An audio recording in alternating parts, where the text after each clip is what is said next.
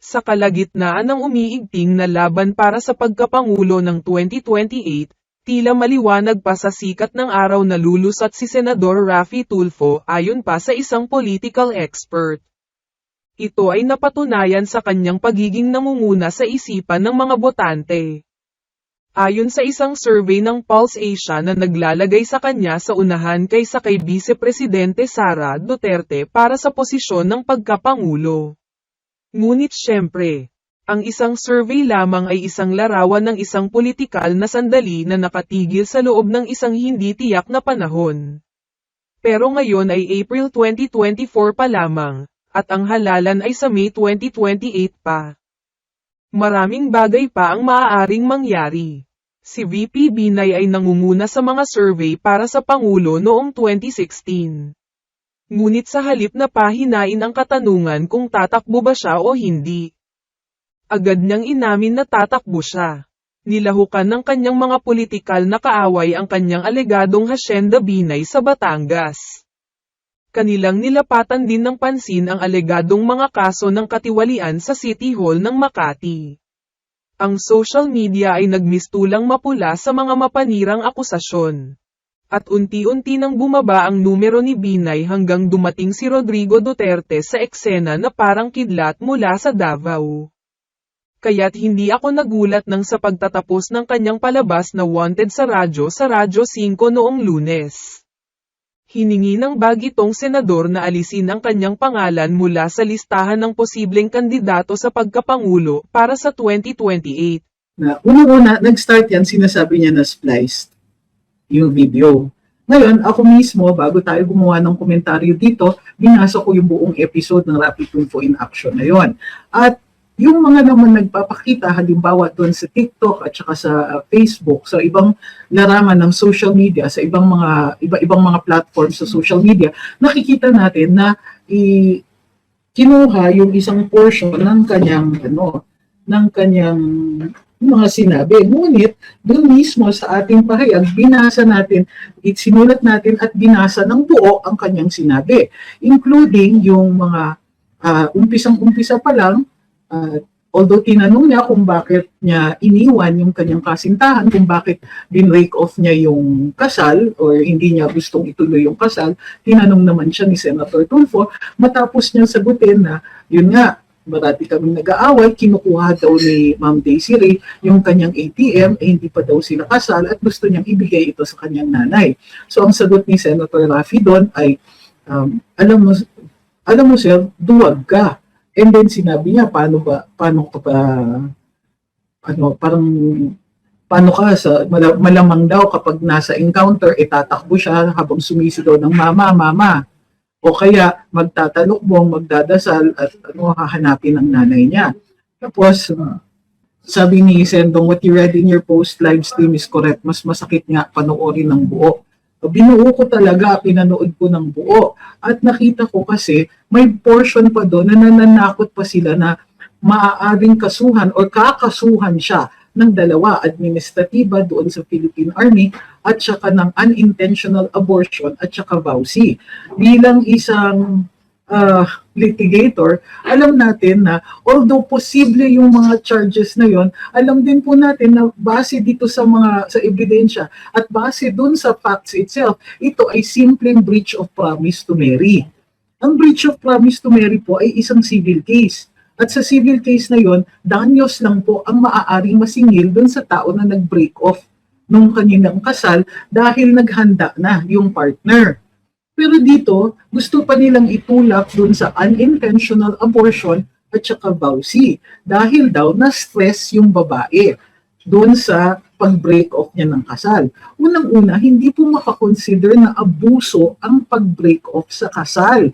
Dahil ito ay nangangailangan ng consent. Wala pong magiging valid na kasal kung mayroon tinatawag tayong vitiated consent o hindi tunay yung pagsasang-ayon ng isang tao sa pagpapasok sa kanilang kasal. So, bukod pa doon, nag-file na ng kasong administratiba si Ma'am Daisy Ray doon sa against dito kay PFC at na-dismiss po ito ng provo martial. ano yung Provo Marshal? Sila po ang nag-iimbestiga ng mga kaso at pino-forward sa court martial kung sakasakaling ipo-forward yan sa jugs for possible court martial kung sakasakaling pasok ito. Ang findings ng Provo Marshal ay hindi po dapat papasok ito sa kasong administratiba dahil nga ito ay simpleng breach of promise to marry. Pero doon sa programa po ni Senator Tulfo, mayroong nakikita tayong parang pananakot, medyo stretch, kumbaga it's a stretch to say na may liability siya para sa unintentional abortion at saka vowsy. Siyempre, ordinaryong mamamayan, kung abogado ang tinethreaten mo ng kaso, hindi naman po kasi illegal mag-threaten ng kaso. Pero kung abogado o mayroon siyang pagkakataon na makapagkonsulta o sumangguni sa isang abogado, maaaring maabisuhan sana siya na alam mo, relax ka lang kasi medyo malabo yung mga ganong klaseng kaso. Hindi po natin sinasabi na may criminal liability si Senator Tulfo dito. Pero ang sinasabi natin dito ay kahit sabihin pa niyang spliced, hindi po spliced yun. Kasi ang spliced parang ini-insinuate na may isiningit. Doon sa broadcast or doon sa mga sinabi niya, wala naman po. Ang mayroon po ay excerpted ito. Okay, excerpt yun. Baga, kinuha, ginrab doon sa kanyang programa. Ang linaw ng sinabi niya on air, nung tinawagan niya ang sundalo, sabi pa, duwag ka pala, sabi ng sundalo, sir, pasensya na, nasa critical area ako. Kung ano-ano pa sinabi ni Sir Rafi. Abusado talaga, lalo na kung kumita na ng bilyon.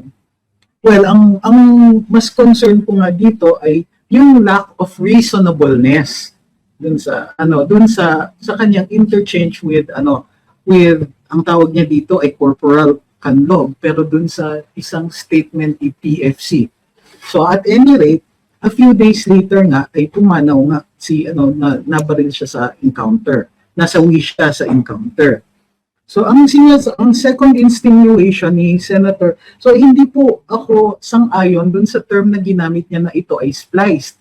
Ito po ay excerpted. Meaning, wala pong dinagdag at hindi to twinisinta ng parang clickbait lang or na para magmukhang worse than it actually is. Malinaw yung mga excerpts that are appearing dito sa social media ay di naman gaanong kalayo dun sa original dahil actually yung sinabi niya mas mahaba at sa totoo lang mas masakit kung pinanood mo yung buo. I think that by excerpting yung sinabi niya medyo pa siya, mas maigi pa kumbaga para sa image sana kumbaga nakagaan pa dun sa image ni Senator Rafi dahil kung buong-buo yan pinanood mas masakit po. Mararamdaman nyo yung parang how unjust. Ang sabi niya, the said old video suspiciously came out after the release of surveys for the 2028 presidential elections, which afterwards was followed by a manifesto criticizing Senator Tulfo's treatment of men in uniform assigned by retired soldiers. Ay natural, ganito po yun. In fact, hindi po natin nakikita na malisyoso yung paglabas ng manifesto after lumabas yung kanyang standing doon sa surveys on the possible candidates sa susunod na presidential election. Dahil nag-aalala, itong sektor na to, mga dating opisyal ng Armed Forces of the Philippines. At ang sinasabi nila, sa isang tao na medyo palapit yung career, posibleng ma-elect ng taong bayan, sinasabi namin ito, minamanifest namin ito ng magkaalaman, nang malaman ng taong bayan o ng mga botante ang pagkatao ng isang posibleng magkandidato para sa pagpapresidente. Hindi po nila tinatago yan at hindi po yan suspicious. Nung nalaman nila na mayroon talagang danger, kumbaga para sa kanila, for lack of a better word, na ma-elect o maging kandidato si Senator Rafi, kailangan ilabas nila ang pagkatao at i-explain kung bakit hindi sila sang-ayon na ganitong tao ay magiging kandidato. Bukod pa doon, hindi rin sila sang-ayon sa actions ni Senator Rafi sa Senado. Ang sinasabi niya, masakit isipin na ang mga kasundaluhan natin ay nadadawit na rin sa isyung pampolitika.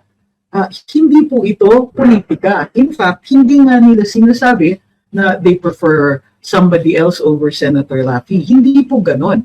They merely concentrated on his actions at ginamit na bilang ehemplo itong si Kandong, si PFC Kandong.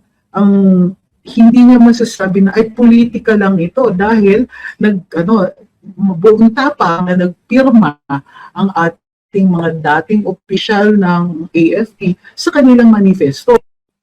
Hindi po ito yung patago, hindi ito simpleng paninira, hindi po.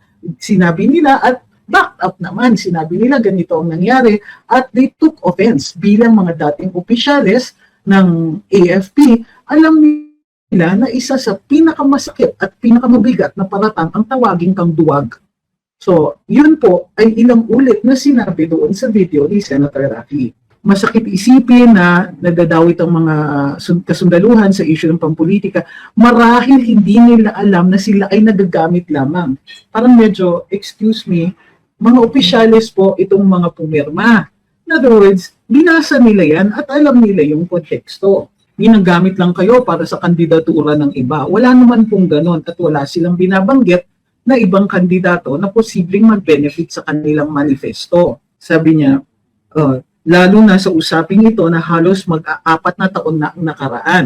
Totoo, 2020 pa po yung episode ng Raffy Tulfo in Action na yon. Ngunit wala pa pong, kumbaga, masakit pa rin.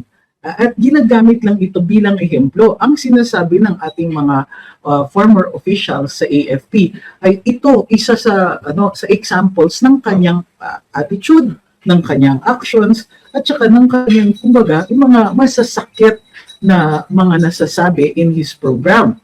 It's just one of them. At nilalabas nila ito dahil hindi naman po nagbago. Bukod pa doon, wala naman din pong apology daw si Senator Raffy sa pamilya ng sundalong namatay.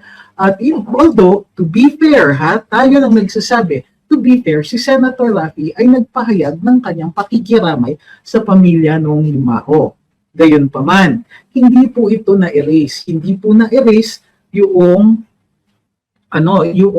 pangyayari dito, hindi po na-erase na masyado siyang kumampi doon sa, syempre, breach of promise to marry ito, parang lumalabas na it was wrong for this person na umayaw sa kasal. Wala pong ganun. Pagdating po sa isang kasal, sa isang marriage, kailangan buo ang loob at buo ang consent.